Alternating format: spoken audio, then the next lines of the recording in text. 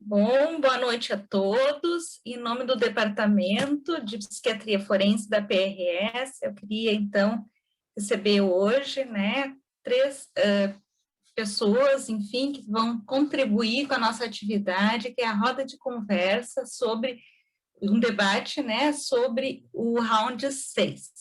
Vamos estar conosco aqui presentes hoje o professor José Roberto Goutin, que é biólogo, doutor em medicina, chefe do Serviço de Bioética do Hospital de Clínicas de Porto Alegre e professor titular da Escola de Medicina da PUC.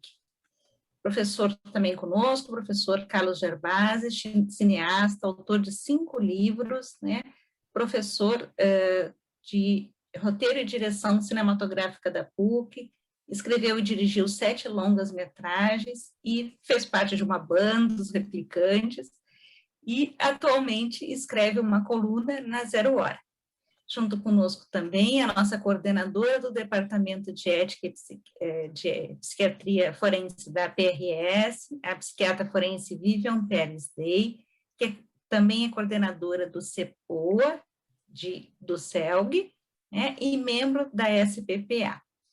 Então, com vocês, cada participante tem em torno de 20 minutos, e a nossa ideia é que a gente possa, enfim, então, promover a interação, de todos a respeito dessa série, que tem mobilizado tanto, enfim, que tem chamado tanta atenção, e depois a gente também vai abrir, gostaria da participação também de todos que estão nos ouvindo aqui.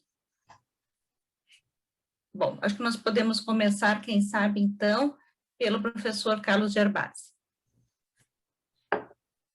Muito boa noite, é um prazer estar aqui conversando com vocês. Essa área da área psi, a psiquiatria, a psicanálise, tudo isso me atrai bastante enquanto cineasta, enquanto escritor.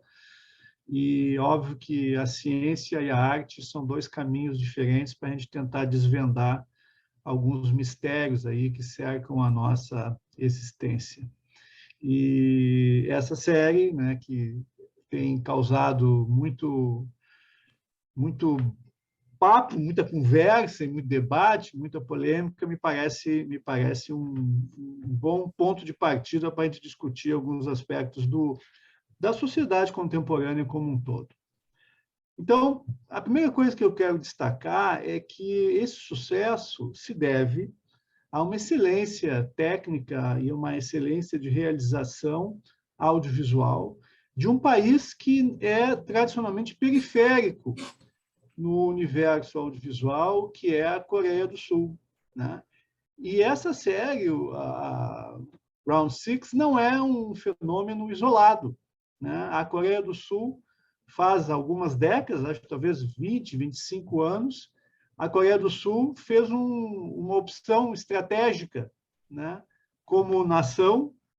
Acho que não é nem uma questão de governos, é uma questão de Estado mesmo, porque os governos se sucedem lá e a estratégia tem sido mantida, que é apoiar a indústria audiovisual local.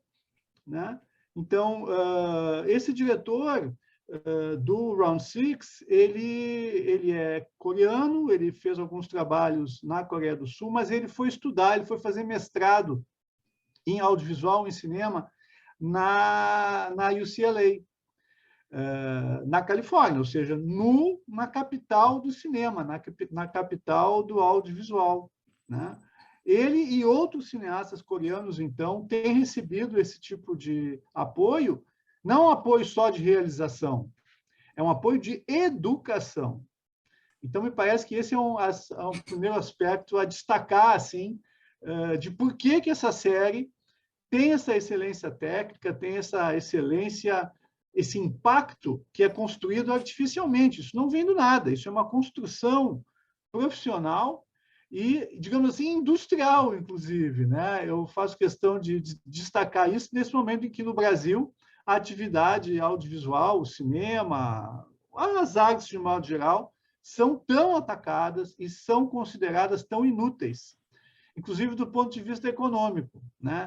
Quem fala isso não se dá conta, por exemplo, que Round 6, de um país, digamos assim, pequeno, como a Coreia do Sul, está colocando milhões de dólares para dentro do país, por conta de um investimento estratégico na indústria do audiovisual. Então, esse é um primeiro aspecto.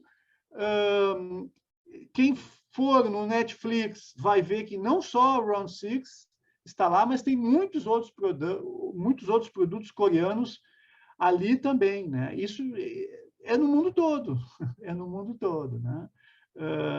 E os americanos são muito espertos quando eles se associam com movimentos emergentes de outros países, eles percebem que ali existe talento, existe algo a dizer, né? Porque aí já vamos falar do que a série diz, né? Que é o que realmente importa. Então, tem dinheiro americano. É uma produção da Netflix, né? com os produtores coreanos. Uma outra coisa interessante é que, numa pequena pesquisa que eu fiz agora sobre a série, como é que ela surgiu, etc., né? Eu descobri que eles estão vendendo chaveirinhos com aqueles bonequinhos, com as máscaras, né? E os negócios absurdos. Quem é que vai andar com um chaveirinho com aqueles representantes, né, de um jogo absurdo, um jogo com características fascistas, né? Mas até nisso eles estão conseguindo imitar os americanos, só que em vez de ser o Mickey, a Minnie, o Pateta, são aqueles guardas inacreditáveis, né? Mas por quê? Porque toda a arte, toda a produção de arte da série é extremamente bem feita, muito bem realizada. É uma série com grana, né? com dinheiro. E então criaram-se esses personagens que são do mal, eles são do mal, certo? Mas que acabam se transformando em ferramentas de marketing, ou marketing e merchandising, né? Que merchandising é quando tu vende alguma coisa para acompanhar o produto audiovisual. Então, até nisso, os coreanos estão aprendendo com os americanos para o bem e para o mal. Bom, encerrando essa questão mais estrutural, que eu acho que é importante a gente compreender, vamos ver agora as razões do sucesso da narrativa, ou da história. Por que essa história funciona tanto? Eu não tenho todas as respostas, né? Mas eu vou tentar dar algumas aqui. Tá? Primeiro, eu acho que Round Six tem todas as características dos reality shows, né? E dos games. Né? Isso é um tipo de audiovisual que nos últimos, talvez, 15 anos, 20 anos também, tem crescido muito no mundo todo, né? E essa ideia, eu acho que, de certo modo, é resultado de uma espécie de crise da ficção tradicional, daquela ficção como surgiu no cinema no final do século XIX, começo do século XX. Né? Aquelas histórias que tinham nexo, tinham linearidade, propunham uma moral, né? Tinha uma moral no final, apesar que a gente pode procurar moral também no Round Six, né? Mas eu acredito que outros tipos de produtos audiovisuais, como o cinema de fluxo, por exemplo, que é um cinema que aposta mais nas sensações do que na narrativa, também, de certo modo, sublinham essa questão da crise das grandes narrativas. Né? Quer dizer, aquele cinema realista bem tradicional, com personagens, né, divididos entre os bons e os maus, ele está realmente em crise, porque o mundo, né, está cada vez mais incerto, né? E a realidade, no final das contas, não é mais real. A realidade não é mais real, ela virou um show. Né? Isso foi analisado por vários autores, o Guy Debord falava disso já na década de 60, o Jean Baudrillard falou bastante isso, sobre a hiperrealidade que a televisão traz.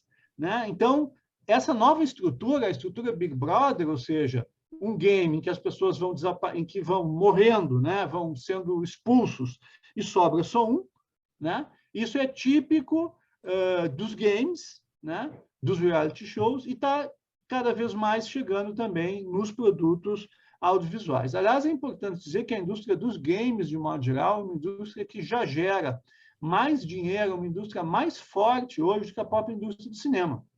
Tá? Se a gente fosse comparar os games, o cinema e o streaming, essa briga é dura, e os games eles vão ganhando terreno há muito tempo. Né? A ideia de interação, então, é muito importante. Né? Quer dizer, Porque o Round 6 não é um game, obviamente, não é um game. Talvez se transforme num game, talvez esteja sendo feito agora às pressas, mas, na verdade, é um produto audiovisual, linear, com começo, meio e fim. São 9 episódios, começo, meio e fim, não tem nenhum tipo de interatividade. Mas ele imita a interação dos games. Então, o espectador pode perfeitamente fazer suas apostas também, assim como lá os VIPs estão fazendo as suas apostas, né? Os espectadores também apostam. E não importa muito se é óbvio que o nosso herói vai ser o último a ser eliminado, ou vai ser o sobrevivente, ou até ali no final estava esperando, bom, será que eles vão realmente, né, cumprir o roteiro, cumprir o que a gente espera, ou seja, o nosso herói, que é o herói que é apresentado lá no começo, ele vai sobrevivendo a todos os rounds, né, até que ele chega ali no final. Então, esse é o primeiro aspecto, eu acho, né? Quer dizer, o aspecto de que é uma simulação de game. É um produto linear que imita um game. A segunda coisa é a extrema violência, né? Uma coisa que a gente pode, acho que para vocês vai ser um bom tema para a gente pensar. Eu não gosto, eu confesso, eu não gosto, eu tive muita dificuldade para assistir a série toda. Eu não tenho nenhum... Eu sei que é tudo mentira, mas mesmo assim não me agrada muito, né? Eu prefiro sempre celebrar a vida do que celebrar a morte nos meus filmes, tá? Agora, eu sei que a representação da violência ela está presente em muitos produtos audiovisuais, porque a nossa vida é violenta, quer dizer, nós temos violência, nós temos sangue nas nossas vidas e é absolutamente natural que o cinema e que as séries tenham violência e tenham sangue. Eu só acho que, no caso do Round 6, eles pegaram muito pesado mesmo, né? É uma série que tem uma violência gráfica muito, muito, muito grande, né? E acho que isso é uma das razões de sucesso, né? Os games gráficos com muita violência gráfica são dos games de maior sucesso, né? Desde o GTA, tem games que tu pode atropelar um monte de pessoas, games de tiro em primeira pessoa, né, em que as mortes acontecem numa proporção absurda, são muito, muito comuns, e por aí vai. Então, me parece que essa violência atrai muita gente, e, inclusive, adolescentes, né? Eu não sei se vocês têm dados, né, do sucesso da série junto a crianças, eu não tenho esse dado. Dizem que as crianças estão assistindo muito, que os pais estão apavorados, etc. Mas eu até que me mostrem um dado, uma pesquisa, eu não sou capaz de dizer que sim, que as crianças estão vendo essa violência toda. Eu não sei se estão vendo essa violência toda ou não. Além do que tem muitas outras violências à disposição, né? Não vamos dizer que o Round 6 está inaugurando alguma coisa nova. Não está, certo? Obviamente que é um produto para ser visto por adultos, né? Maior de 18 anos. Né? Até que ponto a gente pode realmente afastar as crianças dos streamings ou da internet, né? Eu, há muito tempo, acredito que não adianta, né? Elas vão acabar assistindo, por mais que os pais cuidem, né? Eu acredito que a educação é a melhor coisa para preparar as crianças para esse tipo de espetáculo. Mas os adolescentes, com certeza, adoram, assim como eles adoram filmes de terror, que tem monstros terríveis, mortes horrorosas, muito sangue, muito gore, né? Os americanos falam em gore, né? Que é a violência explícita, é o sangue. É um pouco essa coisa sádica, né? Que eu não tenho, nunca tive, mas que muitas pessoas têm. Então, me parece que isso é um ponto de atração do Round 6. Ao mesmo tempo que a gente pode ser eventualmente criticado, e é uma violência muito bem feita, né? Desde o começo até o fim da série. Então, me parece que é outra ponto que a gente poderia analisar para o sucesso da série. O terceiro ponto, me parece que aí vamos para as metáforas, né? Eu, sinceramente, eu tenho uma certa não é um certo medo, mas assim, eu não gosto muito de metaforizar tudo, de encontrar sentido em tudo que está sendo mostrado ali, né? Agora, tem uma coisa, né? O Round 6 realmente é a representação de uma sociedade competitiva, né? Podemos falar a sociedade capitalista, a sociedade do lucro, a sociedade em que a única coisa que importa é vencer, né? E nessa crise da democracia no mundo todo, né? Ou pelo menos nesse momento em que a democracia, ou que os valores, né? Os velhos valores do humanismo, do iluminismo estão sendo colocados em xeque, já faz algum tempo, né? Me parece que esse tipo de mundo apresentado do Round Six, que a gente esquece um pouco que tem um mundo lá fora, né? Quer dizer, o Round Six, de vez em quando, ele vira um mundo que é o mundo, né? Como se aquela ilha fosse o mundo. A série mostra que existe um mundo lá fora, né? No começo da série, e no final da série tem, né? Muitas cenas lá fora, né? Mas me parece que o universo Round Six é um universo que, de certo modo, nos joga dentro de questões contemporâneas, né? Da extrema competitividade, né? E da força da grana, a força do dinheiro, né? Quer dizer, quem não tem dinheiro precisa de dinheiro para ser feliz, né? Aí poderíamos analisar a compulsão para os jogos, né? Isso é uma doença, acho eu, né? Não sei se está na lista tradicional das doenças, mas eu conheço pessoas que são realmente viciadas em jogos, né? Então, me parece que o personagem principal, ele é apresentado antes de ir para a ilha, ele já é um viciado, ele já está nessa vida dos jogos, né? O que o Round Six faz é levar essa compulsão dele a um nível extraordinário, superlativo, e aí passa a ser um vale-tudo total. Uma quarta questão é que Round Six, mesmo com toda a sua violência, mesmo com todo o seu apelo, digamos assim, gráfico, ele consegue nos tocar em algumas questões éticas. As questões éticas, dentro da história, são muito importantes, né? Tem um momento ali no episódio 6, eu acho, em que o personagem principal está prestes a matar um dos seus competidores, e aquela menina, né? Aquela personagem principal feminina, não vou dizer os nomes aqui, que os nomes em coreano são realmente muito difíceis, né? Ela diz para ele assim, não faz isso, você não é esse tipo de pessoa. Então, isso é uma coisa que, naquele momento, tu entra dentro da cabeça do personagem, e o que ela está dizendo para ele? Sim, tu é um viciado em jogo. Sim, tu veio para cá. Sim, tu é meio maluco, como todos nós. Mas, atenção, há um limite para isso. Você não é o tipo de pessoa capaz de matar outra pessoa para ganhar o jogo e para ganhar o dinheiro. Você não é. Então, você não faz isso. É como se fosse, você é bom. Você não é um assassino. E no final, no último episódio lá, desculpa o spoiler, mais uma vez ele tem a chance de assassinar, quer dizer, cometer o maior dos crimes, né?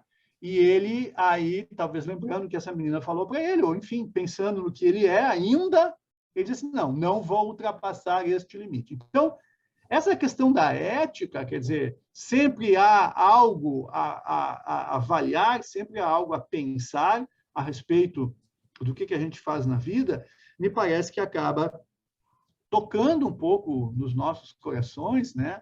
E nos fazer pensar um pouco, e nos fazer gostar do personagem principal, porque, né, é difícil eu gostar daquele bando ali, um bando de maluco, né? Um bando de psicopatas, né?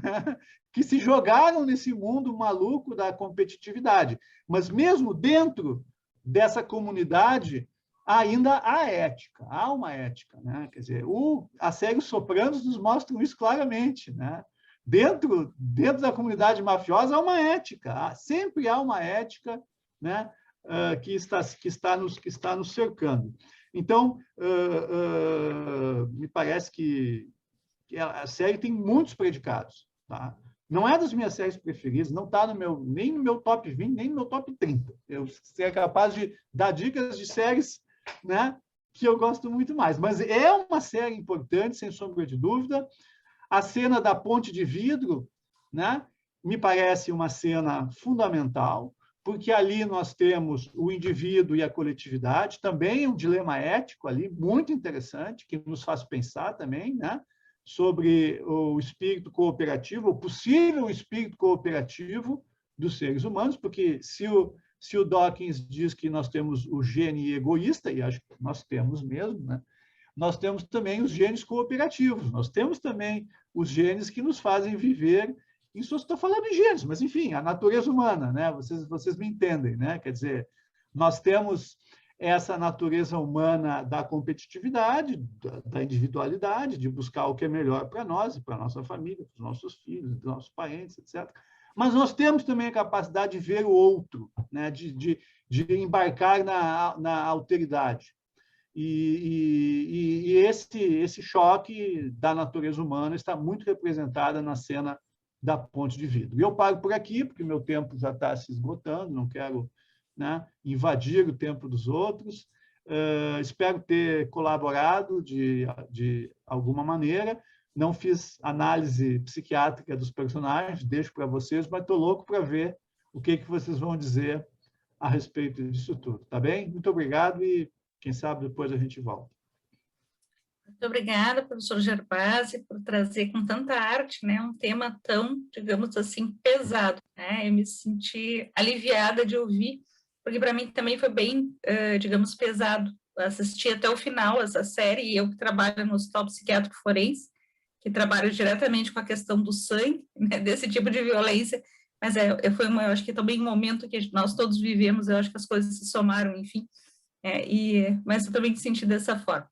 Passo a palavra agora, professor Goldi.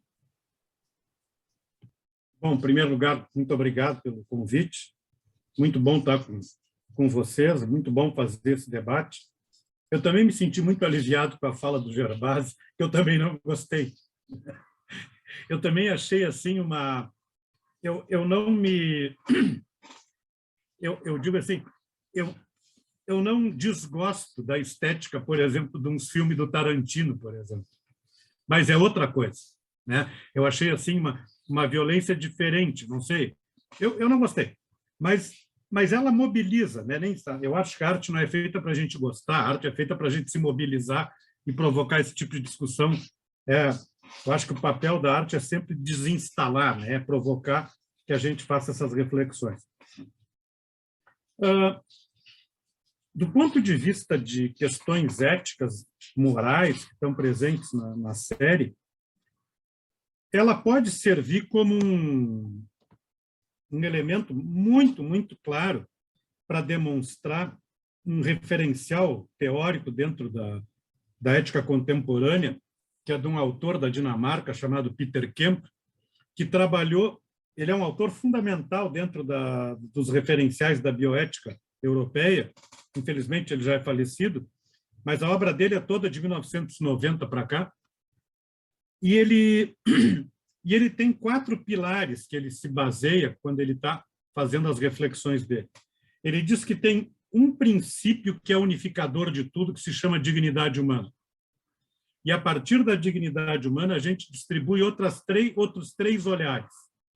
Um primeiro olhar para a questão da liberdade, das opções que as pessoas fazem livremente nas suas vidas. O segundo é o da integridade. E quando existe um abalo da integridade, da liberdade, da dignidade, surge o 4º princípio, que é o da vulnerabilidade. E na medida que as pessoas se tornam vulneráveis, elas necessitam de proteção adicional. Do ponto de vista desses 4 princípios, a série é o contra-exemplo o tempo inteiro, né?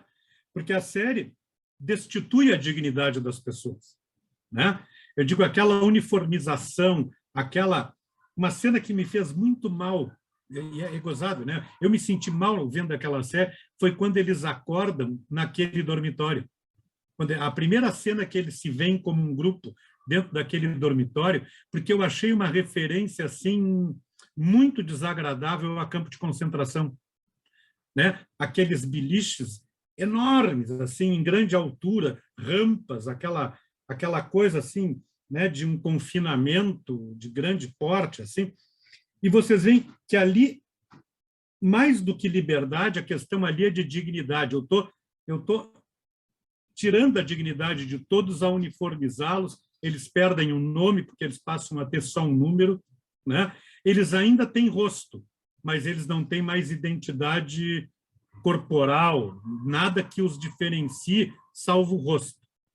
E quando entram aqueles guardas, aqueles guardiões do sistema que estava mantendo eles naquela situação, nem rosto eles mais têm, né? E o que me chamou muito a atenção, que é um negócio maluco, tá? Assim, eu achei aqueles símbolos, né, do círculo, do triângulo e do quadradinho aquele, é o mesmo que tem no Google Meets, quando a gente fala... né, eu dou muita aula no Google Meets, e hoje eu estava dando aula no Google Meets de manhã, e esse símbolo do triângulo, do quadradinho e do círculo está lá embaixo, num cantinho, com o título Atividades. Ou seja, as atividades do Google Meets se referem a esses três. E quem é que coordena as atividades lá dentro? São eles, né? Eles são os ativadores daquele mega sistema. Eles é que fazem a ação do sistema. E o rosto de quem controla não é com aquilo, né? É um rosto multifacetado, quebrado, assim, desconjuntado naquela máscara que a pessoa usa.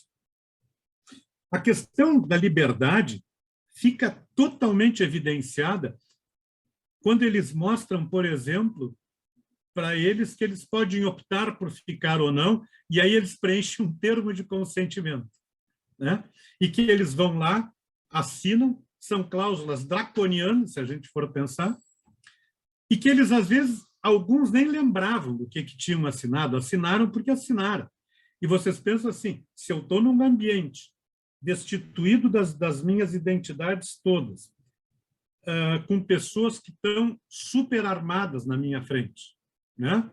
Pessoas que eu não vejo o rosto, que eu não sei contra quem eu estou lutando. Como é que eu vou optar livremente? Aquilo ali é uma coerção pura, se vocês forem pensar.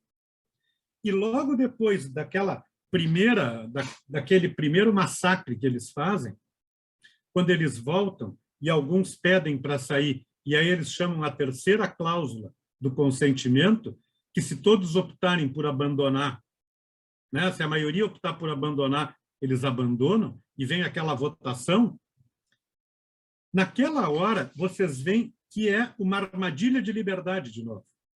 Porque antes de fazer a votação, eles mostram o quê?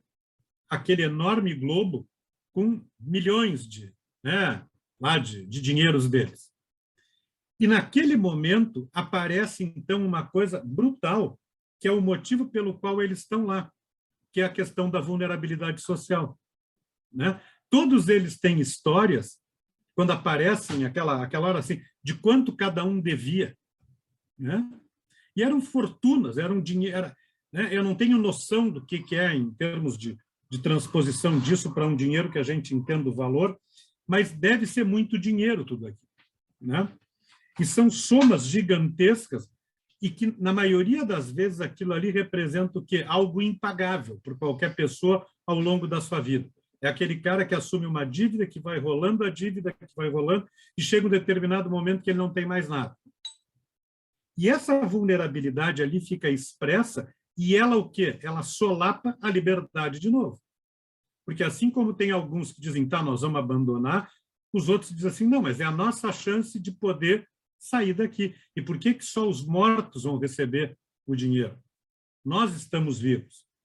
Só faltou por enquanto, né? E então ali vocês veem que esse jogo da liberdade, da vulnerabilidade, eles estão fazendo esse diálogo o tempo inteiro naquela cena. E na anterior entra a coisa da integridade, se vocês forem ver. Quando ele começa a fazer aquela questão toda dos tapas na cara, né? Aquilo ali é muito simbólico, se vocês forem pensar, né? Que jogo é esse, né? Que quando eu perco eu levo um tapa e perguntam para ele por que tu está com o rosto vermelho, né? E aquela situação toda de quando ele assina aquele termo de renúncia à integridade, né? Aquilo é um negócio muito maluco, se vocês forem pensar. Mas que, se vocês forem pensar na vida real, não é muito diferente. Que as pessoas, às vezes, quando começam a ficar devendo dinheiro para situações que são vinculadas a crime, não é uma coisa muito diferente. Só não tem um termo escrito, mas é um acordo tácito que eu estou entregando ali a minha vida. Se eu não pagar, né, a dívida que eu tenho, não é uma situação irreal. Então, se vocês forem olhar, o jogo inteiro é aquela lógica assim, eu sou muito vulnerável socialmente, mas o que está em jogo o tempo inteiro é a questão da integridade física, porque ele pode ser morto a qualquer momento, e principalmente da questão do abatimento mental e moral que aparece ali, né? Que as pessoas começam a se abater e alguns começam a ter ainda algumas coisas. E aí entra uma coisa muito legal que eu achei, né? Que eu achei até assim, do ponto de vista do diretor, uma ousadia muito legal, que foi aquela questão que a solidariedade não está entre aqueles que são os iguais, mas aqueles que são os diferentes, que são os imigrantes, né? Na hora que ele quase cai, depois que, se ele caísse, ele seria morto, quem segura ele é um imigrante que corre o risco de cair junto, mas ele corre o risco de tomar aquela defesa do outro. Ali vocês têm um momento de alteridade total na série, né? Então, a gente começa a ver essas coisas de solidariedade que se expressam, né, de questões de pessoas que eram admiradas, que aparecem depois como grandes perdedores, né, quando eles se encontram e verificam assim, mas tu era o cara que todo mundo admirava e tu também está aqui cheio de dívidas quanto eu. E essas questões todas, para mim, elas me fizeram me lembrar de vários filmes. Por exemplo, essa questão da vulnerabilidade social, eu acho que ela foi magnificamente melhor trabalhada num filme que eu gosto muito, que é O Ovo da Serpente, né? O Ovo da Serpente tem coisas maravilhosas sobre a vulnerabilidade social, né? Se vocês pegam, por exemplo, tem uma cena do Lista de Schindler que eu acho dramática, assim, que é aquela cena do casaquinho vermelho, né? Que é quando eu torno alguém que está lá, né? Todo mundo naquele plano cinza, mas aparece uma menininha de casaquinho vermelho caminhando e tal, e aquele totalmente alucinado daquele oficial nazista vai para a casa que ele estava com um rifle e começa a fazer uma caçada humana, né? E aí, quando pergunto, mas quem tu está matando? Ele diz, qualquer um. Eu não tenho, não é uma escolha, é ao acaso. É quem está na minha alça de mira é aquele que eu mato, né? Então, é muito maluco essas referências todas, eu acho. Me chamou muito a atenção esteticamente duas situações da série. Uma é que no primeiro episódio, aquela cena que eles estão andando naquelas escadas coloridas, aquilo ali é uma estética do Escher pura, né? Que a gente não sabe se eles estão subindo ou estão descendo, a gente sabe que eles estão em movimento, mas é um movimento que a gente não sabe para onde que leva, né? É uma coisa assim muito... como é que eu vou dizer assim? É uma coisa que é um movimento que não movimenta nada, que não tem um destino, que não gera chegar em algum lugar, né? Que eu acho que é muito disso que talvez o pessoal que escreveu o roteiro queira representar. A outra é a estética daquele coordenador de toda essa parafernália montada, que ele senta naquela poltrona de couro, tira a máscara e fica tomando uísque, vendo as pessoas serem abatidas ao som de um jazz tocado por um brinquedo que é uma bandinha fake, assim, né? E fica é uma construção assim de toda uma coisa de uma múltipla referência que assim, é tentar desconstruir uma violência que só cresce com aqueles elementos que tentam desconstruí-la, né?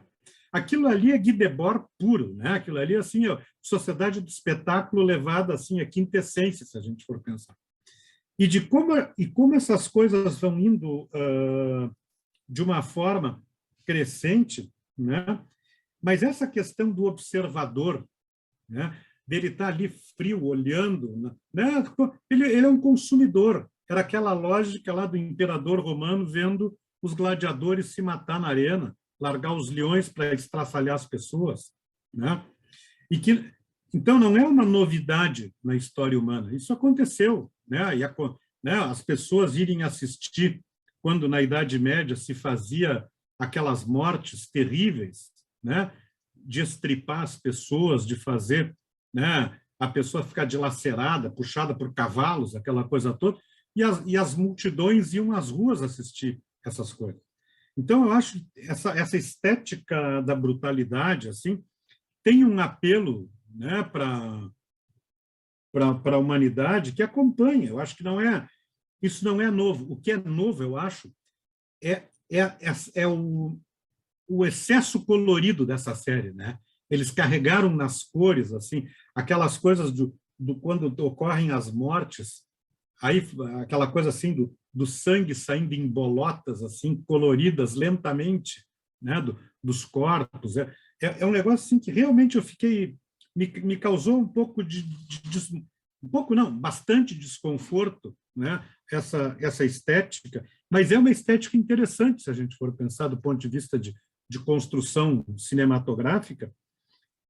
E o que eles estão querendo representar em última análise, eu acho, nessa série, é um pouco da representação da sociedade que eles vivem. Porque vocês pegam assim, o pessoal fica fazendo toda uma apologia desse modelo da Coreia do Sul, e é um país que tem contrastes absurdos, se a gente for pensar, né? É um país que tem uma situação de ter uma parcela que não é pequena da população vivendo em situação de miserabilidade, de ausência total de qualquer possibilidade de ascensão. E aí eles tiveram aquele outro filme, que aquele eu gosto muito, que foi o Parasita, né? Que retratou essa coisa numa outra alegoria muito, muito bem feita, um filme belíssimo, eu achei assim, e que também tem coisas de violência bem pesada até, né? Mas é uma sociedade muito maluca, né? Conviver aquelas duas Coreias com aquela fronteira, né? Daquele jeito que eles convivem, né? É toda uma coisa realmente para mim assim muito mobilizadora quando a gente pensa nisso. E eu acho que essa série está tendo essa repercussão porque ela entra. O Gervásio pegou assim o ponto para mim mais central de todos. Ela é no fundo, uma gamificação disso, né? A gente transforma tudo isso em games hoje em dia, né? E que é um game que eu estou ali assistindo, mas que parece que eu estou jogando, se vocês forem pensar, né? Meu grau de influência é nenhum naquela situação, mas parece que eu estou no jogo. E que, no fundo, parece a situação que muita gente está vivendo na sociedade, que a gente fica assistindo e não tem, né, nenhuma possibilidade de interferência nessa situação. Eu acho que é uma bela situação de discussão. Vocês colocaram uma coisa que eu acho que é importante a gente sempre referir. Todas as sociedades, sejam elas democráticas, criminosas, qualquer coisa, todas elas têm um código moral muito forte, né? Elas podem não ter nenhuma justificativa ética por trás, mas o código moral está ali muito forte. E é o que segura, às vezes, algumas situações e que geram alguns impedimentos, que nem esse. Olha, mesmo numa jogada tão dramática como eles estavam vivendo, tudo na vida ainda tem algum limite. Matar o semelhante, nós não podemos, apesar deles estarem nos matando impunemente e de um jeito muito maluco. Só para terminar, no início eles tinham a fantasia de que a polícia iria vir para protegê-los, né? Ou seja, eles ainda tinham uma figura assim, é o Estado que vai estar aqui presente. E não foi, né? Essa coisa é muito interessante de ver. Eu acho que é um belo debate para a gente fazer. Eu acho que é uma coisa assim bem contemporânea, né? Ela tem uma estética contemporânea de cinema, tal, que é bacana de ver. Eu acho que eu não gostei, mas eu acho que é do espírito do tempo que nós estamos vivendo, que está aí mostrando a sua cara, né? Muito obrigado. Obrigada, professor Goutin, né, por nos fazer refletir um pouco mais ainda sobre a série. Agora nós passamos, então, a palavra para a professora Vivian Pérez Day, e no final, então, nós vamos abrir, nós já temos algumas colocações, já estou deixando para o final para dar tempo para os nossos palestrantes falarem. Boa noite a todos. Estão me ouvindo? Bom. Hoje foi um dia complexo, a gente ficou sem luz, um dia difícil, estamos aqui juntos e vamos terminar essa noite unidos e muito mais ricos do que nós começamos o dia, tenho certeza disso. Só essas introduções do Gervásio e do Goldin foram uma introdução que eu vou tentar, de alguma forma, contribuir de alguma maneira. Fiquei pensando várias coisas, porque eu gostei da série, principalmente porque ela me impactou desde o início, me fez pensar sobre várias coisas, principalmente as questões que ligam à infância, né? Talvez eu vá frustrar um pouco, porque eu não vou tentar interpretar a história do roteiro, e nem vou tentar explicar uma obra de arte, porque senão a gente não consegue, e nem deve. A minha ideia aqui é refletir sobre o tema, como todos vocês estão refletindo sobre isso, e trazer algumas contribuições para que nós possamos deixar a nossa visão da psicanálise e da psiquiatria forense, talvez possa enriquecer um pouco mais o debate. Em primeiro lugar, eu achei a estética também muito, muito impactante, moderna, contemporânea, e ela me fez pensar sobre como as histórias estão sendo contadas hoje em dia, e com a gamificação, como vocês falaram, sobre várias referências, eu acho que são feitas na história, que lembram outras referências cinematográficas. Uma das coisas que me impactou bastante foi o Danil Bazul, como aparece na Odisseia, em 2001, né, na Odisseia do Espaço, aparece aquela situação toda, num momento em que parece que nós estamos num momento em que para o tempo, como se está no espaço, e naquele momento de extrema violência tem aquele momento de parada e de reflexão e de valsa, como o Goldin falou do Escher, em que há um sobe e desce, um tempo que se interrompe. Mas a cena inicial do Batatinha 1, 2, 3, que fala de um tipo de pensamento infantil, ele começa falando de coisas que remetem muito à infância, né? Então, ele fala da questão do desenvolvimento, aparece claramente que tudo que acontece na formação da vida e da sociedade começa na infância.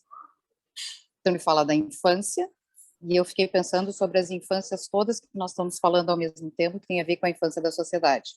Isso que o Goldin falou dos gladiadores, que aparece, nós assistíamos literalmente no Coliseu e na Idade Média, literalmente, hoje a gente vê através dos filmes, através dos vídeos, e de alguma forma representam um pouco da nossa história da humanidade, que tem a ver com a nossa origem perversa e polimorfa, como diria o Freud, que tem a ver com as tendências humanas para várias coisas, né?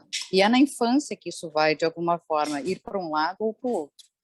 Então, primeira cena do seriado, eles estão brincando da brincadeira do Squid Game, né?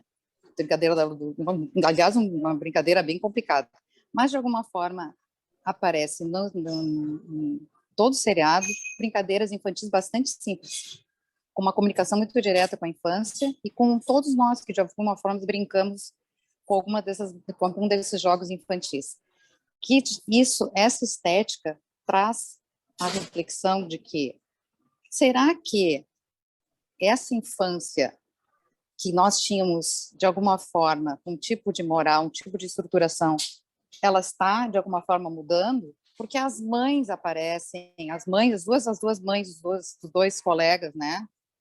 São pessoas que tentam fazer as coisas certas, tentam falar com os filhos o que eles têm que fazer, ajudam, a mãe dá o dinheiro para ele jantar com a filha no dia do aniversário, a outra está preocupada, o que está acontecendo com o filho, que é vamos dizer assim, o contraponto, né? O bem-sucedido e o mais mal-sucedido se encontram no mesmo lugar e estão passando pela mesma dificuldade. Quer dizer, de alguma forma, a reflexão que eu acho que se coloca é que tipo de valores a sociedade está colocando para que as pessoas valorizem, né? O cofrinho, que é aquele pote, né, cheio de ouro, né, na verdade, é um cofrinho, né, cheio de símbolos de dinheiro, que, na verdade, se enchem com a morte. Quanto mais mortos, mais dinheiro no cofre. Né? Então,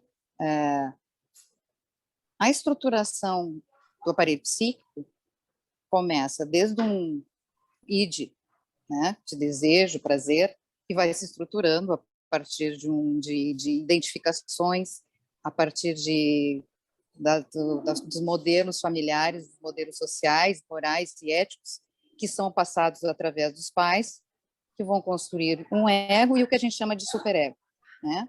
O Freud coloca que existe ego e id em várias estruturas vivas, todas as estruturas vivas. O que não existe em outras estruturas vivas é o superego. O que é um superego? Porque o superego é essa estrutura que guarda os valores morais, éticos, o respeito ao outro, que se conclui, né? Que se resolve, que se incorpora, basicamente, no final da primeira infância, né? Então, assim, essas brincadeiras que são colocadas ali são brincadeiras de crianças que recém entraram para a escola, né? Geralmente crianças latentes, crianças escolares, e que têm os jogos que eles começam a brincar com os outros, tem a ver com esses jogos que de alguma forma foram incorporados dentro da estrutura familiar e que vão para ir para a sociedade para que essas crianças consigam, de alguma forma, simbolizar, não atuar, de alguma forma, torná-los, em vez de algo atuado, algo simbolizado e algo reprimido. Dentro desse processo de transformação de tendências sádicas, cruéis, desejos, dificuldades de lidar com prazer, existe o princípio do prazer e o princípio da realidade, que ele é introduzido na vida da criança aos poucos, porque a criança começa a se dar conta que ela não vai conseguir tudo o que ela quer na base do princípio do prazer. Ela vai aos pouquinhos entendendo que a realidade se impõe para ela. Ela precisa esperar o outro, ela precisa, se ela expressar todas as tendências dela, ela pode magoar os pais, pode perder o amor, pode ser castigada. Então, para a criança conseguir brincar com os amigos, ela já precisa ter estruturado dentro dela esses valores passados pelos pais e que estão no inconsciente da sociedade também. Então, nessa situação entre uma criança que nasce com todas as tendências possíveis, e na minha maneira de ver, as tendências são mais saudáveis do que patológicas, né? Mas ao longo da estruturação isso pode virar algo mais patológico ou não, isso vai passar por várias etapas, né? No primeiro momento, defesas mais ligadas a uma rejeição da realidade, tipo de defesa que está mais ligado a uma desmentida de uma parte da realidade, que a gente vai chamar de um mecanismo perverso, e no terceiro momento, um mecanismo de defesa que tem mais a ligação com a repressão. Então, nesse caminho, algumas pessoas vão ficar mais ligadas ao funcionamento perverso. E essa série é toda em função de uma discussão sobre o funcionamento perverso das pessoas e da sociedade. Então, a sociedade está caminhando para um funcionamento perverso, que é voyeur, quer dizer, nós estamos tão acostumados com assistir reality shows, né? Nós estamos assistindo nos nossos coliseus modernos, na nossa casa, situações em que as pessoas se digladiam para ganhar fama, dinheiro. Os gladiadores também recebiam verbos em dinheiro e muitas vezes eram escravos, e era assim que eles conseguiam, de alguma forma, alcançar a liberdade. Mas a ideia é o que nós estamos valorizando mais atualmente, né? Será que a nossa sociedade está valorizando mais algo que é contra a vida? Quando nós trocamos vida por moedas, né? Porque era cada vida que se perdia enchia mais o cofrinho, enchia mais de dinheiro. Então, as pessoas estão valorizando mais o dinheiro do que a vida. É isso que nós estamos fazendo. Tem momentos muito importantes no seriado, que eu acho que trazem muitas questões éticas. Eu achei muito interessante o momento do jogo da bola de gude, né? Em que em que tu escolhe ficar com aquele que tu mais gosta, ou aquele que é mais forte. E nesse momento as questões éticas entram muito mais em jogo, né? Então, o nosso anti-herói, que na verdade é a personagem principal, é um anti-herói que existe primeiro ele se apresenta como não correto, ele é doente no sentido de ter uma tendência a jogos, né? Tem um transtorno de compulsão e engana, mente, e a partir do momento que ele chega naquele jogo, parece que ele se percebe que tendo que tomar decisões muito importantes em relação à vida dele. Afinal de contas, para que serve a vida dele? Para que serve a vida? Aquele outro momento em que as duas meninas, né, em que aquela menina da Coreia do Norte, né, ela foi própria porque ela não tinha mais motivo para viver, estava querendo conseguir um dinheiro para trazer a família dela. No momento em que ela se vê naquela situação em que ela não vai conseguir, ela quer talvez um motivo para poder morrer. Então, tem sempre um dilema muito cruel, muito difícil, em que os personagens estão sempre se tentando encontrar uma maneira de conseguir encontrar uma maneira de continuar vivos, por que continuarem vivos, ou talvez por que morrerem. O dilema da vida e da morte o tempo todo em jogo, e prevalecendo geralmente os sintomas mais e as questões mais perversas, né? No momento que o nosso personagem também está jogando com a bola de gude com o velhinho, né? O senhor, aquele que está doente, que é uma personagem chave durante todo o seriado. Ele, no primeiro momento ele é o último a votar se vai continuar ou não vai continuar o jogo. As pessoas escolhem ficar e ele vota não, e faz com que todo mundo, de alguma forma, participe com ele desse conluio de ficar, sendo que, como disse o Goldin, será que existia alguma outra possibilidade de escolha?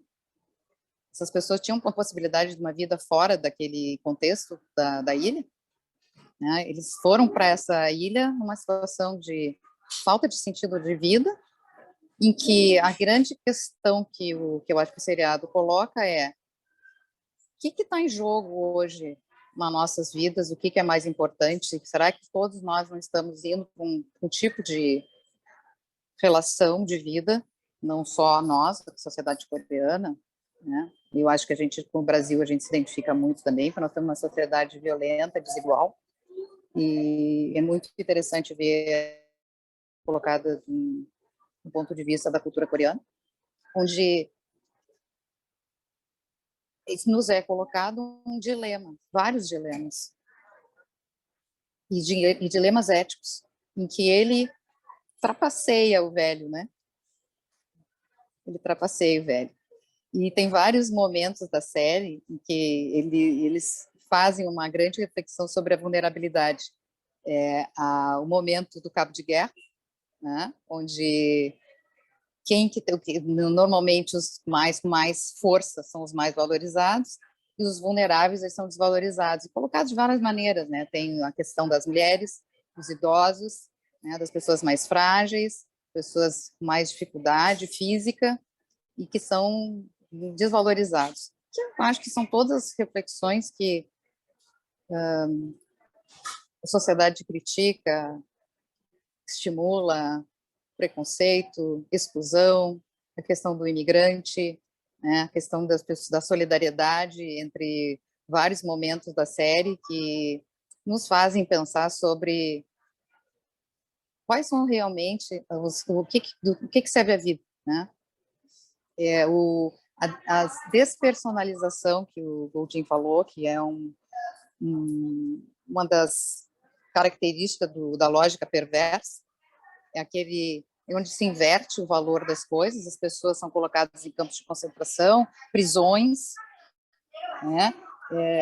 São números muito comum esse tipo de instituição, tirar o nome das pessoas, colocar uniformes, botar todo mundo de cabelo raspado, né? De tirar a individualidade de todo mundo e, de alguma forma, nos faz pensar sobre essa violência que é imposta a toda a sociedade sobre forma de como fazer uma reflexão correta sobre isso, a solidariedade, o valor da vida e o valor da morte. Para o Freud, a questão do dinheiro em si, ele é relacionado a um objeto que, e por si só, não tem valor, né? O papel. Né? Que tipo de valor que é mais importante para a vida? Papel ou a vida em si? Então, quando a menina abre mão e entrega para outra uma possibilidade dela ter uma vida familiar e ter um sentido para a vida, de alguma forma traz uma reflexão sobre essa solidariedade como algo que se sobrepõe a essa lógica perversa, inversa e cruel.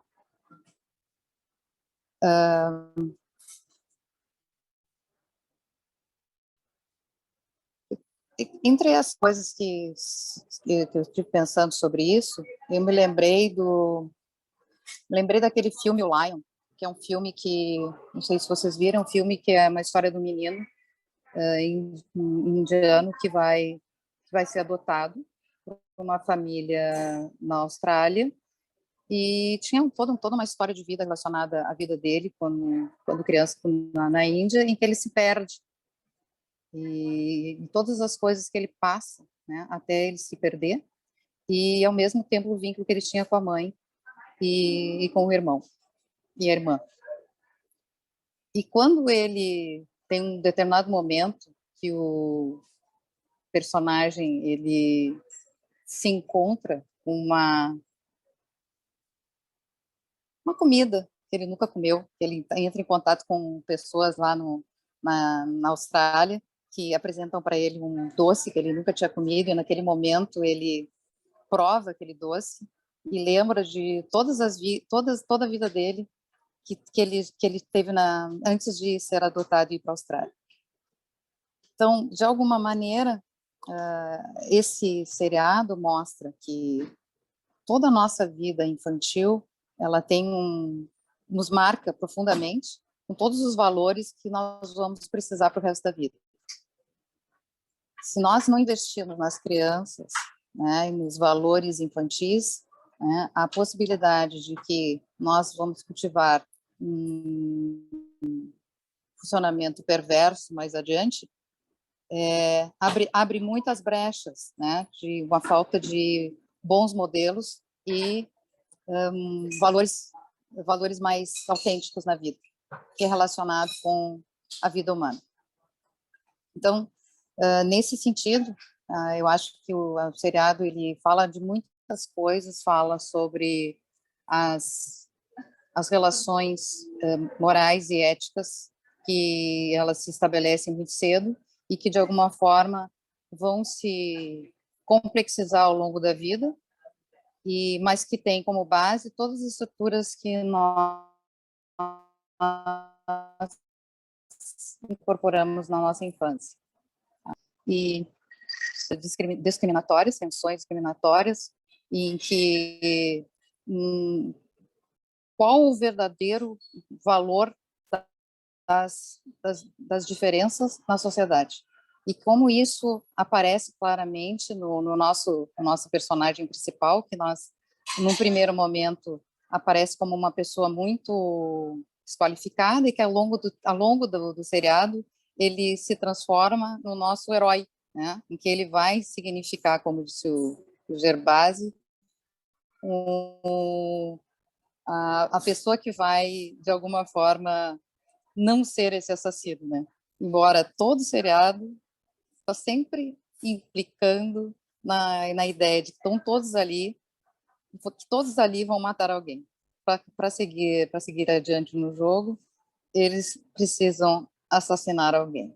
Então, eu acho que a reflexão sobre toda a estruturação de valores sobre vida e morte, significado da vida e da morte, significado de empatia, como as tendências perversas, elas ocupam um lugar muito, muito grande. Por quê? Porque a inversão de valores faz com que a ótica perversa não tenha escrúpulo. Ela é algo que não termina, né? E tem um momento do seriado, o Goldin falou da polícia, que tem o policial que vai salvar o irmão, né? Ele entra para salvar o irmão. E o irmão não só não quer sair, como o irmão é um dos chefes, né? Então, todas essas implicações e borramentos de limites entre o certo e o errado, a vida e a morte, o bem e o mal, e todas as escolhas éticas que implicam entre escolher um caminho, tendo duas opções de princípios importantes em que tu tem que escolher um. E qual tu escolhe? A questão que eu acho que o seriado nos faz refletir é: o que tu escolhe? O que tu farias? O que tu escolhe naquele momento? Qual é o valor maior? Qual o valor maior que tu escolhe naquele momento? E eu acho que é isso que a série pergunta. Qual o valor maior que nós, como sociedade, vamos escolher? Não é uma pergunta nova, não é uma pergunta simples, mas é uma pergunta necessária. Eu vou ficar por aqui. Obrigada. Muito obrigada, professora Vivian, né, que trouxe toda uma compreensão dinâmica, enfim, né, e como é importante, como as apresentações foram complementares, né, e trouxeram não só uma compreensão, mas também uma certa leveza, assim, para esse fenômeno parece tão impactante, assim. Me parece que a gente realmente vai digerindo, né, aos poucos essa série. Eu tenho algumas colocações de alguns colegas agora que já começaram, enfim, então, a nos mandar, eu vou repassar para vocês, né? Então, eu vou passar a mensagem da colega Larissa, que diz: aparentemente, falando, né, da série, é do gênero de suspense, que prevalece entre as criações sul-coreanas. Esses dias eu estava lendo sobre Alice e não consegui assistir essa, mas parece que segue um trama similar ao Alice, é japonesa e foi lançada antes. Interessante que essa não teve o sucesso estrondoso do Round 6. Depois nós temos uma colocação do colega Pedro Zorato, que nos diz: parabéns pelas apresentações, foram complementares e trouxeram reflexões muito importantes. Até que ponto vocês consideram que a experiência foi transformadora para o protagonista? Gostei muito do trabalho do ator. A expressão facial na foto, no ingresso meio bobo, contrastando com a mudança física, não só pelo cabelo vermelho no final. E quanto à opção de não resgatar a filha, ele não se sentiu mais merecedor do poder de conviver com a filha?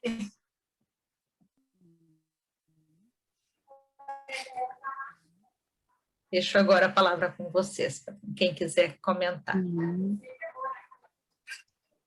Essa questão da filha, eu fiquei com uma pulga atrás da orelha também. Eu vi o último episódio hoje de tarde, tá?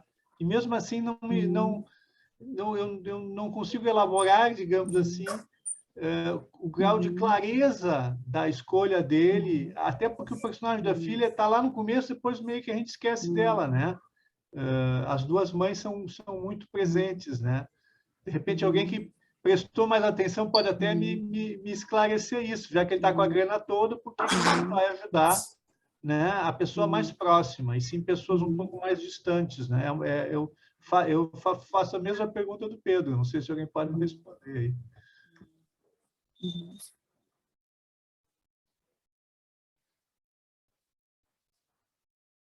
Então, eu posso falar um pouco. Eu também gostei muito do ator. Aliás, eu achei os atores muito bem escolhidos. Aquela dupla com os dois malvados, né? A mulher e o homem trabalham super bem também. Eu achei os atores ótimos, né? E também o que faz o papel do velho, esse também eu achei que muito, muito, muito bem feito. Eu fiquei com uma sensação de que, na verdade, ele muda, mas ele não muda tanto, né? Porque quando ele, no final, vou ter que dar um spoiler, né? Em que ele pega o cartão de novo, né?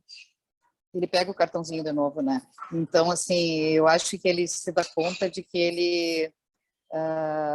primeiro que eu acho que tem toda essa tendência compulsiva de jogo, né? E tem um momento em que as pessoas resolvem ficar no jogo também porque não querem deixar de ficar no jogo. Tem aquela adrenalina do jogo, né, de que vai ganhar, tem sempre esse drive aí pelo jogo que tem a ver com uma certa adrenalina e o ganhar, né, que eu acho que ele fica querendo, talvez, de alguma forma, ficar preso. Ele tem esse funcionamento e eu acho que ele não deixa de ter porque ele ganhou, né? Até porque eu acho que ele teve uma experiência em que ele ficou muito impactado. Eu acho que ele muda, ele quer mudar, ele pinta o cabelo de vermelho. Eu acho que é um tipo parece um pouco de pintura de guerra, né? O cabelo vermelho, ele muda, ele incorpora um outro personagem. Mas eu acho que ele não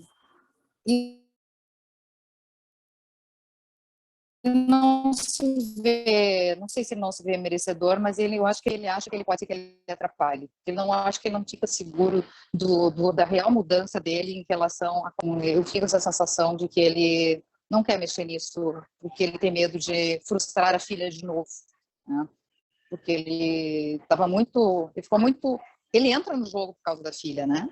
Ele entra no jogo por causa da filha. Acho que essa é a parte bonita, assim, dele querer entrar no jogo por causa da filha, né? Então, tem no meio dessa coisa tão violenta, a gente pensa, né, momentos externos, momentos muito bonitos, momentos em que a humanidade está ali. Então, assim, eu acho que o seriado ele traz uma certa esperança que a humanidade é isso, né? O nosso valor humano é esse valor das relações, da solidariedade, da união, né? Então, que a união faz a força, que as relações são importantes, que não vale tudo. Não vale tudo.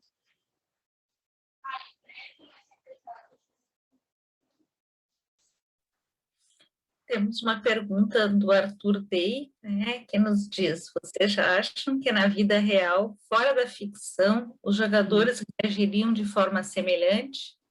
Retornar para a competição, assassinatos, abrir mão da integridade física e etc.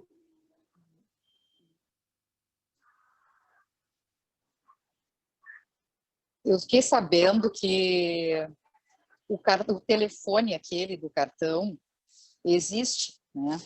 E a dona do telefone recebeu milhares de ligações, né, de tudo quanto é tipo, e pediu para bloquear o cartão, e parece que não consegue bloquear o número, ela teve que trocar de número, né? E que eu acho que isso assim, mexe com a fantasia, né? Hoje eu acho que aparece isso quando a gente qualquer tipo de coisa que acontece na internet tem uma chuva de comentários, de raiva, de ódio, de quero matar, e hoje em dia a internet permite esse bombardeio, né, de acesso a todas as formas de expressão de tendências humanas, né? Esse freio, né? Antigamente eu escrevia uma carta, né, para falar, para reclamar, para mandar, sei lá, para quem, para o presidente. Hoje em dia tem Twitter, né? As pessoas falam, interagem diretamente. Então, esses freios sociais que eram colocados de uma maneira muito mais clara no século passado, né? Não era tão simples telefonar, não era tão simples mandar uma carta, não era tão simples, né, mentir. Hoje, né, é muito mais, tinha mais obstáculos, né? Hoje, não, né? Eu posso dizer, eu posso expressar. Então, eu tenho a impressão de que, de alguma forma, todas essas fantasias que aparecem no jogo expressam de alguma maneira tendências que estão aí e que por isso a série fez tanto sucesso, né? A série foi lançada em setembro, já é a série mais vista de todos os tempos, né? Eu acho que de alguma forma, de um jeito ou de outro, mexe com diferentes tipos de fantasia, diferentes tipos de personalidade e que de alguma forma expressa todas as tendências humanas. Posso tentar dar um pitaco aí? A gente sabe que existem Claro, por favor. várias experiências no campo da psicologia, né, que mostram que, devidamente incentivados para o lado escuro da força, né, os seres humanos se bestializam rapidamente, né? Tem um filme, eu acho que é alemão, que trata, né, de uma experiência de um professor em sala de aula que divide a turma em dois. Goldin, tu lembra o título desse filme? É alguma coisa como o teste, enfim. Tu está sem o microfone, Goldin. Tens que ligar o microfone.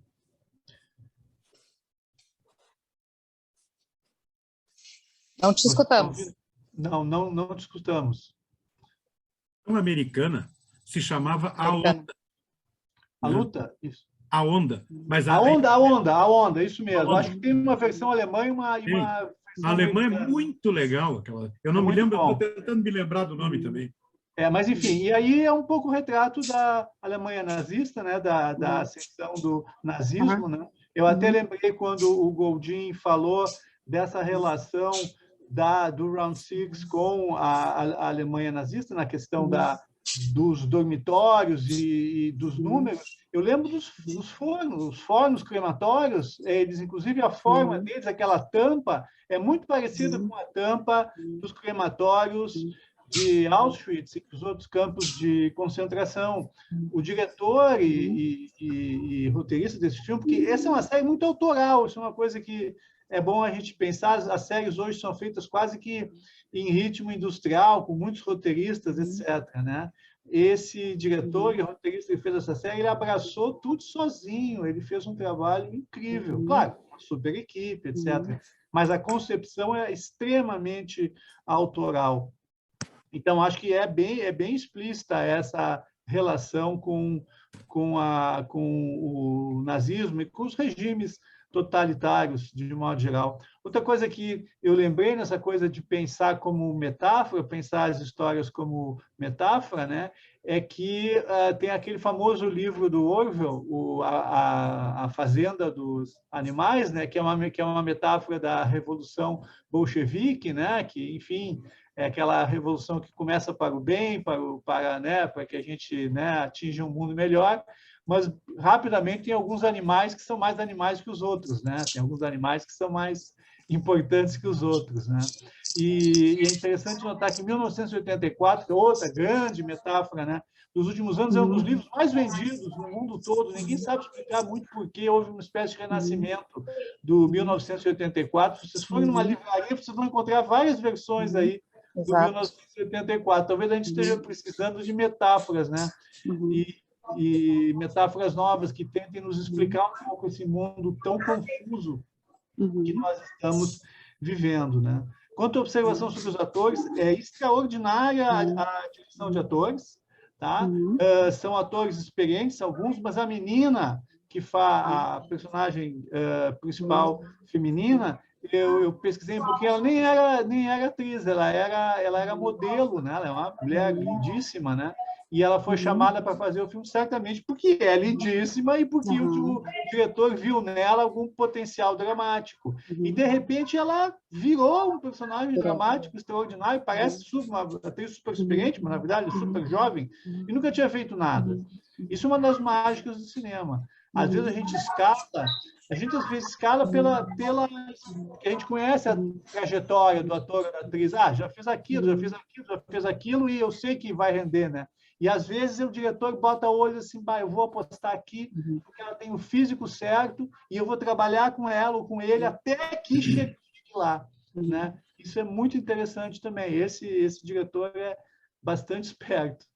Sensacional. Eu vou fazer só um comentário em cima do que tu acabou de falar. Tem um filme que está no Netflix também, que se chama A Sombra de Stalin, não sei se chegou a ver, que aparece exatamente essa situação que tu colocou do Fazenda Animal. Que eles fazem eles relatam a história de um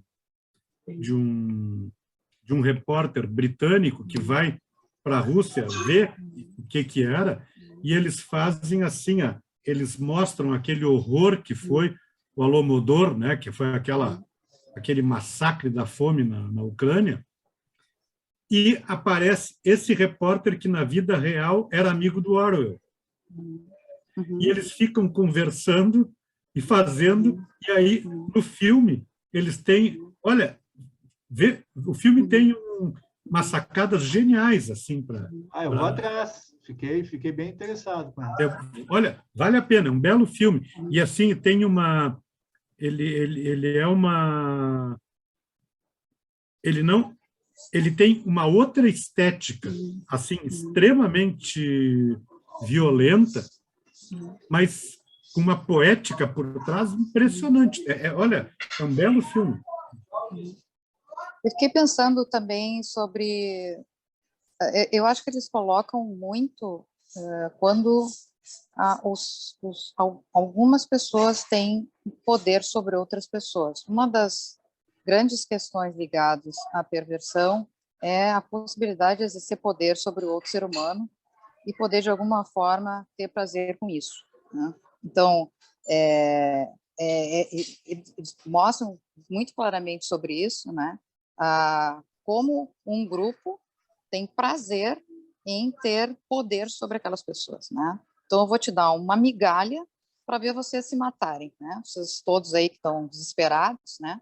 Então, é um exercício de poder autorizado, né? Inclusive pelos próprios participantes que não têm outra alternativa, né? Se coloca uma situação que eles não têm para onde correr, né? E eu acho que essa é uma reflexão importante sobre o que acontece quando um ser humano tem poder sobre o outro, né? O que ele pode fazer, o que ele faz, o que ele quer fazer, né? Então, todas as possibilidades eles colocam nesse seriado, né? O Arthur falou aí na Revolução dos Bichos, né? A Fazenda dos Animais, em 1984. Eu me lembrei do Guantánamo, né? Guantánamo, né? Que ficou conhecido como aquelas coisas de horrores ali, em que os militares ficaram à disposição de fazer o que quisesse com os prisioneiros, né? Então, sobre o cuidado que temos que ter para que não se permita que alguns grupos que têm um poder sobre os outros exerçam dessa maneira. A grande ponto hoje é o poder que a informação, né, os dados, né, que grandes corporações vão ter, que pode, de alguma forma, manipular a vida de todo mundo, né, quem tiver acesso aos dados, né. Hoje, né, o Harari diz, né, que a grande questão hoje está nos dados, né. Antes era guerras e mortes, e hoje não é econômico fazer isso, né, investir nisso. É muito mais econômico investir em dados, né, e manipular dados e ter todo o controle sobre o que acontece com todo mundo. Hoje ninguém se esconde, ninguém tem certeza de que tem privacidade. O que isso pode gerar em torno de consequências graves isso pode trazer, né? para as estruturas sociais quando nós atribuímos a um determinado grupo de poder gigantesco sobre os outros. Mas a gente vê outras situações, né? Quer dizer, a própria sociedade ela vai se regulando. Agora tem um movimento muito grande de defesa ao meio ambiente, que são de jovens que nasceram de 2000 para cá, né? Então, os humanos eles têm essa capacidade de se rever, de se reencontrar e, de alguma forma, se unir com os valores que as crianças têm, né? Valores de amizade. A criança não tem poder econômico, né? A criança é vulnerável e tudo que a criança quer são os valores mais nobres da sociedade, né? Que é a solidariedade, que são os amigos, que é ter acesso a boas condições humanas para todo mundo, né? Então, são movimentos que eu acho que, de alguma forma, resgatam o que nós temos de melhor, não o que nós temos de pior. Excelente, vou trazer mais uma colaboração da Larissa, que nos diz, alguém tinha comentado que a entrada no jogo tinha relação com a perda do sentido da vida. Uhum. E foi a exata sensação que ele teve na saída. Depois de tanta matança, ele também sentiu que a vida perdeu o sentido. Ficou paralisado, traumatizado um ano antes de tomar qualquer atitude. Depois tem uma colaboração do Pedro também, né, que nos diz, frente ao filme A Onda, tem o filme A Experiência, também uma versão alemã e americana, na qual há uma simulação de um presídio com a divisão entre presos e agentes. No decorrer do trama, o pior de cada grupo acontece. Outro ponto interessante seria a questão da corrupção dentro do sistema perverso com o tráfico de órgãos. Eu acho que como ele se presta, né, para, digamos assim, tem muitos pontos de vulnerabilidade, de perversão, enfim, cada desses capítulozinhos trazia vários deles. Tem uma fala bem no final da série, é difícil falar sem dar o spoiler, mas enfim, o personagem importante diz o seguinte, que tem uma semelhança entre os muito ricos e os muito pobres. Os muito pobres não veem sentido na vida porque eles parece que não têm acesso a nada. E os muito ricos, depois de beber, comer e comprar tudo que está à disposição, eles também ficam sem sentido na vida. Só que os ricos, no caso da série, eles se reúnem, né? Bom, aí vai o spoiler, não tem como evitar, né? Os ricos se reúnem para montar a única diversão possível, que é a vida das outras pessoas. Quer dizer, os pobres e os ricos, eles perdem o sentido da vida. Agora, os ricos fazem a catástrofe acontecer e piorar ainda mais a vida dos pobres, né? Porque quem vai para lá são os pobres, né? Então, me parece que essa frase é uma baita sacanagem, né? Quer dizer, que é uma comparação absurda. Tu pode até partir da premissa de que a vida realmente pode perder o sentido tanto para uma pessoa rica quanto para uma pessoa muito pobre. Mas a maneira como tu enfrenta essa situação, que me parece que a série é uma bela metáfora das coisas piores que o capitalismo faz, né? Podemos falar de coisas boas do capitalismo, que existem também, mas me parece que aí está muito evidente que a série denuncia, né, a absoluta retirada da integridade humana, como o Goldin falou antes ali. É isso. E essa questão da venda dos órgãos, eu também fiquei durante a série pensando assim, mas estão fazendo tudo isso só para ganhar dinheiro com os órgãos? Não tem sentido, porque, enfim, a estrutura montada é muito grande, né? O custo-benefício não vale a pena, mas, obviamente, dentro do sistema terrível, há uma corrupção ali dentro que faz com que outras pessoas conseguem tirar uma rebarbinha daquilo ali, né? É bem interessante isso, realmente. É bem interessante. Nos campos de concentração, nazista tinha os capos, né? O capo de Tutti-Capi, que são as pessoas que dentro da estrutura do campo de concentração tinham o seu poderzinho ali pequenininho dentro daquele lugar ali, e ali eles negociavam, né, a vida e a morte das pessoas na base da proximidade, né? Porque quem tem o grande poder enxerga macro, mas não enxerga micro, né? Então a corrupção funciona ali, né? E eu fiquei pensando nos órgãos como partes, né? O pensamento perverso, ele tira o todo e fica com a parte, né? Quer dizer, então, eu vou dividir a pessoa em números, vou pegar ela, vou esquartejar, vou dividir em pedaços e ainda vou vender, né? É dentro da estrutura, assim, de tornar tudo negócio, partes, que perde o total, né? Perde o valor do todo, a integridade da vida como um todo e a especificidade de cada um. Que eu acho que ele colocou assim que quando não se tem nada, né, se tem a gente, né? Não precisa ter nada, né? Temos a vida, isso é a vida é maior do que tudo e a vida basta, né? A vida só basta, né? Deveria bastar, né? Por que não basta? Nós temos ainda que, além de tudo, né, trocar a vida por moeda, né? Que valor que a gente está levando, mas não é que não tenha valor, mas é assim, ele mostra ali os extremos, né? Do mais e do menos, né? Que quem sabe a gente coloca mais atenção no que realmente importa e no limite das coisas, né? Não chegar no auge da perversão, partindo todo mundo em pedaços e botando número em vez de nomes, tirando a existência e integridade e especificidade de cada um. É a desconstrução do humano, né, Vivi? Exato. Essa é a questão. Viram só pedaços, né?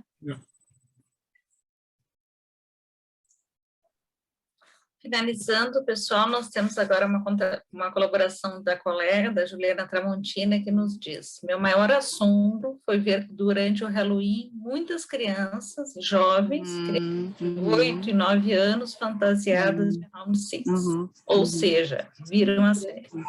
Desculpe, entrei depois, não sei se vocês já discutiram sobre a questão da faixa etária. Sim. Então, talvez também tem isso, né? Porque as crianças, elas não vêm sozinhas, né? Alguém viu com elas ligaram o seriado, ainda mais Netflix, tem senha, inclusive, né? Então, assim, como é que... Até onde a gente vai, né? Até onde a gente vai? As crianças dão jeito de ver o que elas querem. Eu tenho 3 filhas. Sim. Então, eu acompanhei muito. Desde os VHS, né? Elas são... A mais velha, o meu problema é ver que fitas VHS ia levar para casa, o que ela podia ver ou não. Depois veio DVD. Agora, quando chega a internet, esse sonho dos pais de censurarem tudo, de policiarem tudo, acabou. Acabou. A gente se esforça, a gente deve continuar se esforçando, tá? Claro. A gente deve colocar senhas enfim, ter o maior cuidado possível, não tem dúvida. Agora, a única coisa que realmente funciona é a conversa séria, né, no momento adequado, e dizer para ela, olha, o que tu vai encontrar aí? Tu vai encontrar isso, entendeu? Cuidado, tem pessoas malvadas aí, tem produtos que não é para tu ver, tenha cuidado. Entendeu? Eu não sei se é aos limite, 8, né? aos 10, acho que aos 10 já pode ter essa conversa. Sim. E educar, ter uma educação aberta, porque não, o sonho de que nós vamos colocar as travas, todas as travas necessárias, e aí aos 15 anos as coisas vão ser liberadas, isso não existe mais. O mundo mudou, elas têm celular, elas sabem o que é o Tinder, elas não estou falando só de produtos audiovisuais, que são muito todo o universo virtual, né, que está à disposição. A gente tem que ter conversas muito sérias com nossos filhos e as nossas filhas sobre isso tudo.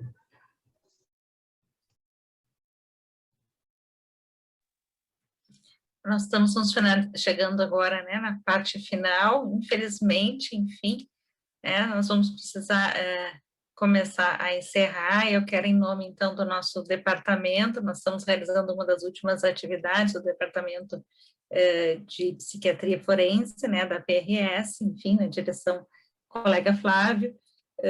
Estamos muito felizes, né, de poder realizar uma atividade, enfim, que trata com tanta profundidade, enfim, um tema tão difícil, né, mas trazendo junto a leveza, a arte, a ética, né, os princípios da psiquiatria, da dinâmica, da psiquiatria forense. Então, me sinto plenamente realizada. Eu gostaria agora, então, de dar a palavra 1 minuto para cada um dos participantes, se quiserem deixar alguma mensagem, enfim, nós vamos agradecer. Professor Goldin, quer começar? Eu acho que o importante nessa situação é não assumir essas coisas simplesmente assim, de uma forma passiva, né? Eu acho que se essas séries, esses filmes, geram essa possibilidade da gente fazer reflexão, para isso ele prestou um serviço, entendeu? Eu concordo com essa questão que o Gervásio estava colocando antes, que eu acho que é fundamental. Criar filhos no cenário que a gente está vivendo hoje, cada vez mais é um desafio, porque aquilo que tu podia ter alguma forma de bloqueio de meios, de alguma coisa, hoje em dia está ao alcance do celular de qualquer um, né? Eu acho que... Então, essas situações do que é inadequado ou adequado do ponto de vista só dos adultos, também tem que ter um exercício reflexivo de poder explicar, de não ser só um evento também de poder nosso, né? Mas de também essa coisa do compartilhar, do explicar, de dar sentido para demonstrar coisas absurdas como as que estão representadas nessa série. Obrigado pelo convite, Lisier, sempre é um prazer, né, trabalhar contigo. Tá com o Gervásio é sempre também muito bom a gente poder fazer. Eu acho que a Vivian, né, caiu, ele não está mais vendo, mas foi ótimo. Muito obrigado pelo convite. Boa noite. Espero que a gente tenha contribuído, né? E eu fico feliz porque o mundo audiovisual não é um mundo de entretenimento e de geração de renda, que são coisas importantes também, óbvio, né? Mas é um momento em que a arte faz com que a gente pense o mundo, né, e contribua para a educação, conscientização, formação de cidadãos mais conscientes, né? Me parece que esse papel da arte que no Brasil hoje está sendo tão questionado, né? É um momento muito triste para quem faz cinema, para quem faz teatro, para quem faz música, né? Mas a gente chega lá, a gente sempre se recupera, a arte sempre sabe renascer. Tá bem? Boa noite. Boa noite a todos, né? Mais uma vez agradecemos pela participação. Até a próxima vez.